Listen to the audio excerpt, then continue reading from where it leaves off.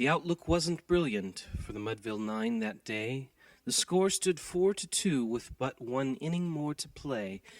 And then when Cooney died at first and Burrows did the same, a pall-like silence fell upon the patrons of the game. A straggling few got up to go in deep despair. The rest clung to the hope which springs eternal in the human breast. They thought if only Casey could get but a whack at that, we'd put up even money now with Casey at the bat. But Flynn preceded Casey, as did also Jimmy Blake, and the former was a hoodoo while the latter was a cake.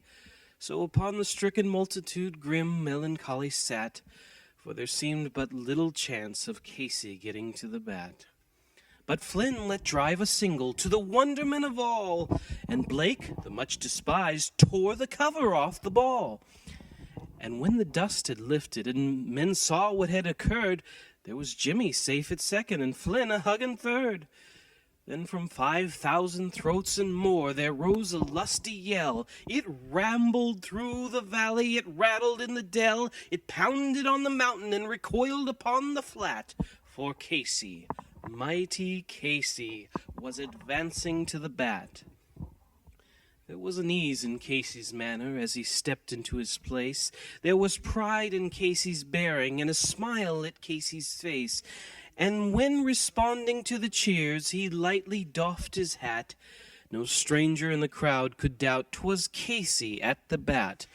10,000 eyes were on him as he rubbed his hands with dirt. 5,000 tongues applauded when he wiped them on his shirt.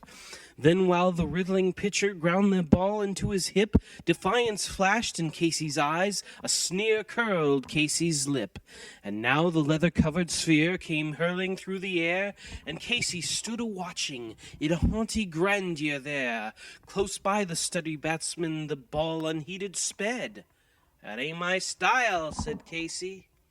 "Strike one," the umpire said. From the benches black with people there went up a muffled roar, like the beating of the storm waves on a stern and distant shore. "Kill him! Kill the umpire!" shouted someone in the stand. And it's likely they'd have killed him had not Casey raised his hand. With a smile of Christian charity, great Casey's visage shone. He stilled the rising tumult. He bade the game go on. He signaled to the pitcher, and once more the Dunsphere flew. But Casey still ignored it, and the umpire said, "Strike two." "Fraud!" cried the maddened thousands, and echo answered, "Fraud!" But one scornful look from Casey, and the audience was awed. They saw his face grow stern and cold, they saw his muscles strain. They knew that Casey wouldn't let that ball go by again. The sneer is gone from Casey's lips, his teeth are clenched in hate. He pounds with cruel violence his bat upon the plate. And now the pitcher holds the ball, and now he lets it go, and now the air is shattered by the force of Casey's blow.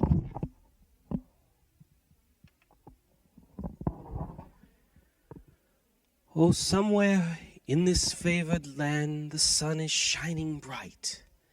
The band is playing somewhere, and somewhere hearts are light.